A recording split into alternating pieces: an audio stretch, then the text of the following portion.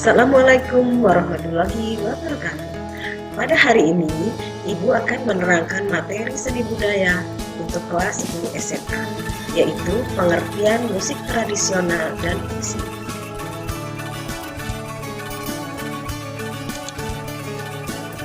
Musik tradisional dan puisi. Pengertian musik tradisional. Musik tradisional adalah musik yang hidup di masyarakat secara turun-temurun dan dipertahankan sebagai sarana hiburan. Maka, pewarisan secara turun-temurun dalam masyarakat ini menjadi komponen yang sangat penting bagi masyarakat penikmatnya.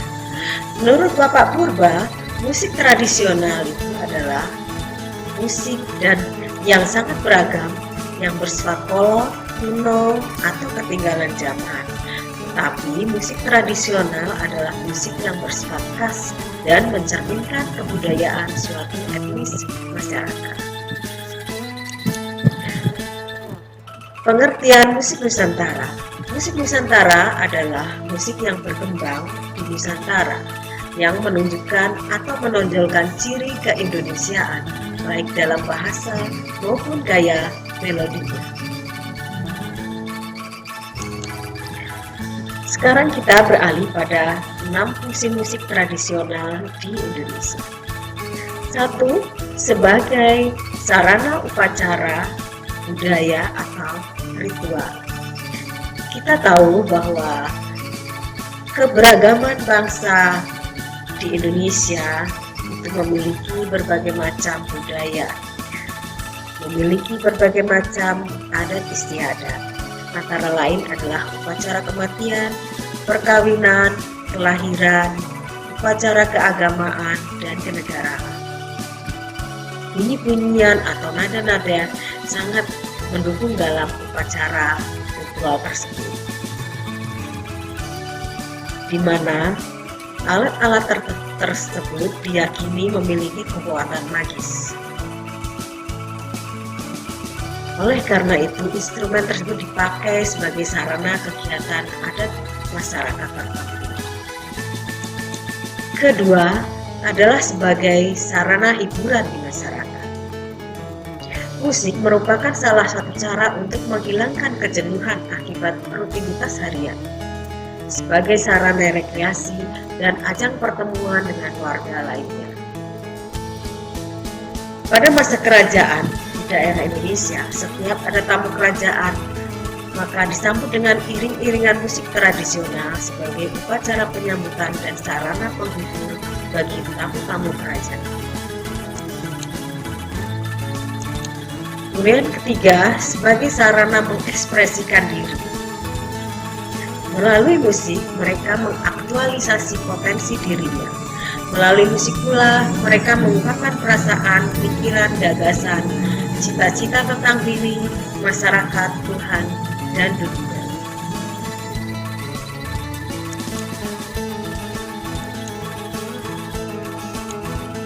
Kemudian 4, sebagai sarana alat komunikasi. Di beberapa tempat di Indonesia, bunyi-bunyi tertentu memiliki arti tertentu bagi kelompok masyarakat. Bunyi-bunyi itu memiliki pola ritme tertentu dan menjadi tanda bagi anggota masyarakat atau suatu peristiwa dalam satu kegiatan. Misalnya, alat yang digunakan di masjid, kemudian di gereja ada lonceng dan sebagainya. Kemudian sebagai sarana untuk pengiring tarian. Bunyi-bunyian musik yang dibuat oleh masyarakat digunakan untuk mengiringi tari-tarian khas suatu daerah dan memiliki kekhasan dan ciri tersendiri tiap daerah.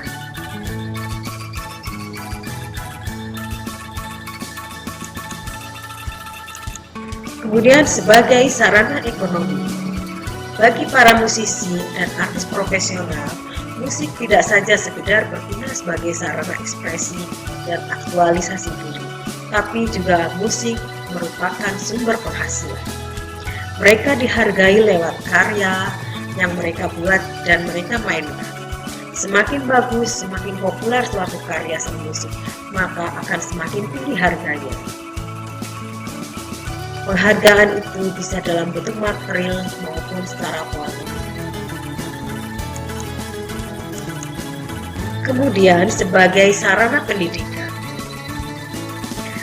ilmu pengetahuan akan mudah dicerna, dihafal, dan dimengerti dengan bermusik.